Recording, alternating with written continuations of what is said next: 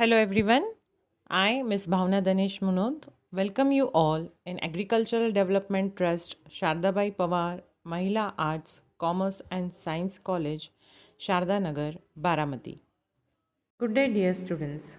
Last period we studied about warehouse, and now we come to the next point of the chapter, that is types of warehouses.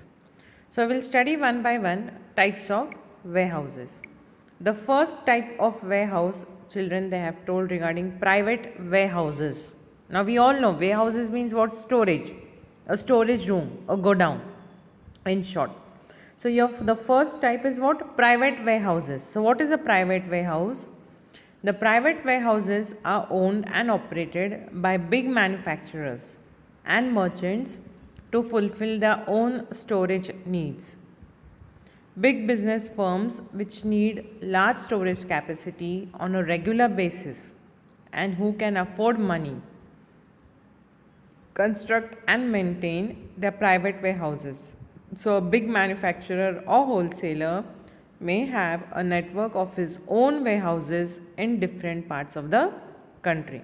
So, private warehouse, children, means private godown. Any wholesaler or retailer shopkeeper having money, having a lots of space in his area, on regular basis he require godown, so he can build up a storage, a warehouse and pay money for that. Who can afford money, he can construct his own private warehouse. So in different parts of the country they can construct, that is private warehouse, private thing. Then the second type is public warehouse. Now what is public warehouse? So they have told a public warehouse is a specialized business establishment that provides storage facilities to the general public for certain charge. It may be owned and operated by an individual or cooperative society. It works under a license from the government in accordance with whatever rules and regulations the government has decided, children. Public warehouse provides storage facilities to small manufacturers and traders at low cost. These warehouses are well constructed and guarded around the clock to ensure safe custody of goods. So, public warehouses are generally located near the junctions of railways, highways and waterways. Now see, private, what we study, children, those who are having money, they can construct their own godown, own thing, own warehouse. Then for public, here government provides the facility. Those who don't have money, those who cannot afford, those who don't have space, they cannot construct their own godown. So government is giving them the facility regarding public warehousing. So your government will take charge for that. Whatever goods and services are there, children, you can keep in government godown, but you have to pay monthly. Whatever charges will be there, it will be monthly or yearly you have to pay to the government. And these public warehouses are located near railway junctions or say near highways or near waterways. So whoever small manufacturers, means small scale industry people are there, or small wholesaler retailer business they must be having, but they don't have enough space, they don't have enough money, children, then they will go for public storage, that is public warehousing. Now come to the next type of warehouse, children, that we will see, that is bonded warehouses. Now what is this bonded? The word itself, bond, if we hear, it means a contract, a signed contract, a bond is made. A bond word only tells a contract thing is made. So here bonded warehouse means what? Bonded warehouses are licensed by the government to accept imported goods for storage until the payment of custom duty. See, like what? From import and export, if goods are coming, say imported goods they have told. So they will be kept for storage until the checking of customs duty, till the custom duties have the payment for that. That is called as bonded warehouse. So these warehouses, children, work under the control of custom authorities. So the warehouse keeper is required to give an undertaking or bond. Undertaking or bond means what? Signing a contract. Those who will have that go down with customs duty. They will sign a contract, because after customs duty will check, then only the goods will be delivered to the market.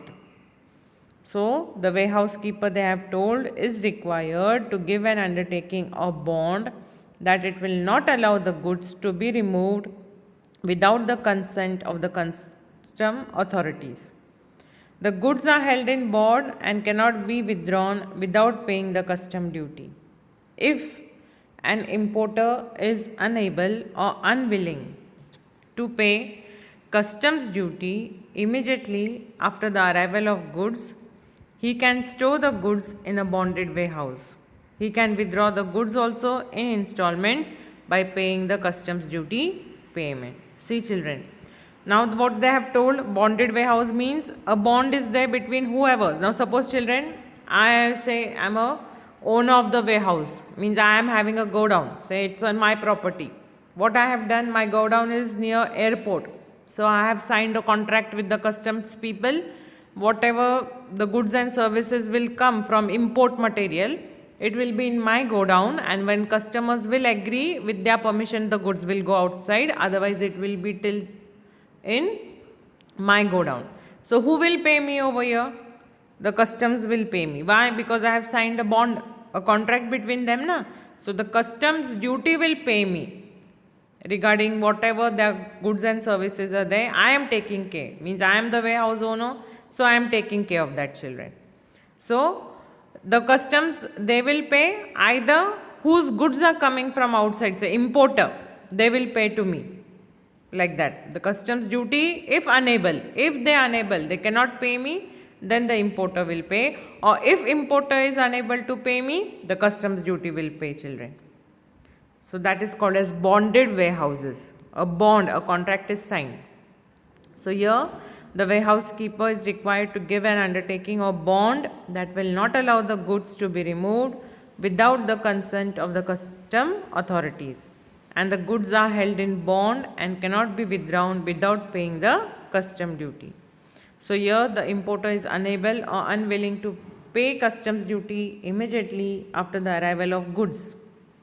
He can store the goods in a bonded warehouse and withdraw the goods in installments by paying customs duty.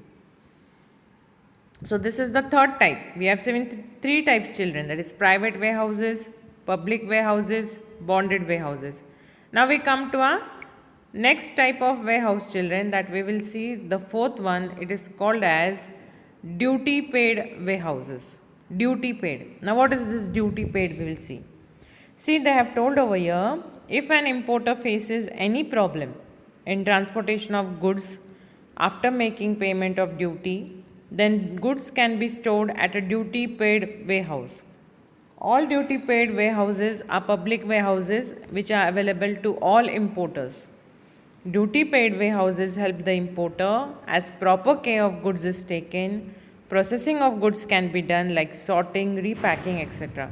Such warehouses are more useful for re-export of the goods, and these are located near port and dock area. Now, what they have told, duty means whatever importer faces, like transportation of goods, importer faces many problems. So after making that payment of duty, whatever it is there, the goods are stored at duty warehouse. Means suppose children, see, now I am having an import and export business. My goods and services are there. Now till the goods and services what I have packed, till it reach the destination, I will have stress. So what has happened over here, in that transport system that is still traveling, my goods and services are kept in duty warehousing. So when they are kept in duty warehousing, children, over there the goods are sorted out. They are repacked and then they are sent it to the final destination. That is done in duty paid warehouses. So where even the owner say, or whoever will be there involved in import and export services, they will be happy because the goods are secured over here. Where? In duty paid warehouse. Why? Because what they do, duty paid warehouses help the importer in taking proper care of goods. Processing of goods, see, processing of goods, if the goods, now suppose children, example mangoes, if I am sending mangoes abroad, what will happen? This duty paid warehouses will check whether mangoes are spoiled or they are damaged. If the boxes are damaged, They will check these things. If there are more rotten mangoes, they will remove and repack the goods again. This they will do because we are paying them. That is called as duty paid warehouses. So warehouses, these types of warehouses are more useful say for re-export of the goods, and they are located near port and dock area. Now the next type of warehouses is government warehouses. Now what is government warehouse? These types of warehouses are owned, managed and controlled by central and state governments or public authorities. See, government warehouses owned, managed and controlled by whom? Central and state government or public authorities. So it is very difficult for small farmers, businessmen, traders to own a warehouse. So these government warehouses assist them in storing their goods at nominal charge. So Central Warehousing Corporation of India, it is called as CWC, State Warehousing Corporation and Food Corporation of India FCI are having warehouses across different states and country. So government warehouses, children. What these government warehouses are they? These warehouses are owned, managed and controlled by central and state government or public authorities. Then they have told it is very difficult for small farmers, businessmen, traders, yes, for small scale industry people or say people having low budget with them, low capital with them. They cannot have the extra cost of storing of goods, children. To have their own warehouse, they cannot have that maintenance of go down. Why? Because of lack of money.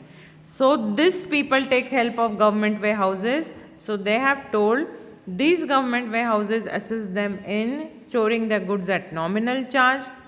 Central Warehousing Corporation of India, that is CWC, State Warehousing Corporation SWC and Food Corporation of India are having warehouses across different states and country. So this was the fourth type, duty paid warehouse, and the fifth one was, children, government warehouses. Now we'll come to sixth type of warehouses, children. We are studying that. Sixth type is cooperative warehouses. Now what is cooperative warehouses? So these warehouses are owned, managed and controlled by cooperative societies. They mainly provide warehousing facilities at most economical rates. So these type of warehouses are very useful for farmers, traders and general public, children. Cooperative societies, and we all know that cooperative societies work for what? Welfare. So cooperative societies, when they think of people, they work for the welfare of the society only. Sometimes you have not paid, you don't have to pay money for this cooperative warehousing. So these people help especially farmers, children, traders, small scale industry people who are having lack in money. So these warehouses are called as cooperative warehouses, owned, managed and controlled by cooperative societies. They mainly provide warehousing facilities at most economical rates. So these type of warehouses are very useful for farmers, traders and general public. Then the seventh type of this thing warehouse is cold storage warehouse. Now what is this cold storage warehouse? This cold storage warehouses provide facilities for perishable commodities like fruits, flowers, vegetables, dairy products, etc. So in this cold storage warehouses, goods are stored and refrigerated at very low temperature so as to preserve them and use them in future. And international trade has become possible due to this warehouses, children. So cold storage warehouses. Now cold storage warehouses means what, children? Refrigerator type storage. Now see, simple example, if I tell you, you go for ice cream shops to purchase ice cream. So in that shop what you see, regular refrigerators are also there, but ice cream refrigerators are different, children. You can see like a table type of thing is there, freezer. Because why? Ice cream require lots of cold temperature, freezing temperature. Otherwise what will happen? In normal temperature, if we keep the ice cream, it will melt. So cold storage also go down is there. Cold at a little, say 0 degrees Celsius, the go down storage will be there. Why this is required? Perishable, to store perishable goods specially. And we all know perishable goods what? it gets destroyed within 1 or 2 days immediately. Why? Because they are of milk products. So here children, the seventh type of warehouse what they have told, that is cold storage warehouse, which is providing facility for perishable commodities like fruits, flowers, vegetables, those things which require cold things, dairy products, etc. So in cold storage warehouses, goods are stored and refrigerated at very low temperature so as to preserve them, use them in future. And international trade has become possible, children, due to this various types of warehousing. So this warehousing is also an important part in business for trading, especially international trade for import and export business, children. So we studied about types of warehouses. See, we have seen private warehouse, public warehouse, bonded warehouse, duty paid warehouses, government warehouses, cooperative warehouses, cold storage warehouses, children. Now we come to our next point in the chapter, that is called as communication. See, many things we have studied in this chapter. We studied about e-banking services, we studied about transportation. Now we coming to the next point, totally important in business, children, regarding communication. Now see, as we are studying about business services, what is more important, and keep in mind communication is the most important part in business. If you want to grow and expand your business, communication is utmost important. You communicate, you speak with people, your relations will get developed and maintained. And when your relations will get developed and maintained, children, you will have expansion in your business. So communication takes an important part in business organization. Now what is communication, we will see. So communication is an art of exchanging ideas, facts, information, etc. See, it is an art of exchanging ideas, facts, information, etc. that is from one person or entity to another. So the process of passing any information from one person to another with the help of some medium is termed as communication. So communication is very simple process where message is being transferred from a sender to the receiver, and the receiver, after receiving the message, understand it in the desired form and then act accordingly. See, communication, very important part in exchanging ideas, say facts, information, etc. from one person to another. And the process of passing any information, say from one person to another, with the help of some medium, it is called as communication. Yes, see, if we talk with people, if we exchange ideas, then only we can expand our business. So your communication means talking, communicating with each other, and it is very simple process. So this communication means when we talk, it is very simple na, to talk, to chat. Even while chatting, say children, even by simple gossiping also we get ideas. Ideas can struck anywhere. So they told that while communicating, while talking with each other, message can be transferred. So message can be transferred from a sender to the receiver, and the receiver, after receiving the message, can understand in the desired form, and then he can act accordingly, children. Then they have told about types of communication. Now we will see. Now various types of communication we have to see, children. Two types. That is, first one, if you can see over here, the first type of communication is postal services, and the second one is modern means of communication, children.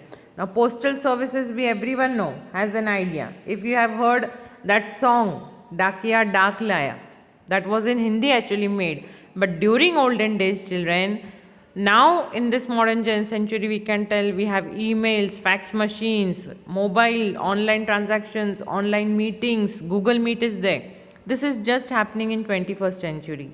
But previous, in olden days, that is before say 20th generation or 20th century, we had old process of postal services, post, that is called as postal services, telegram, messages, these were sent to postal services.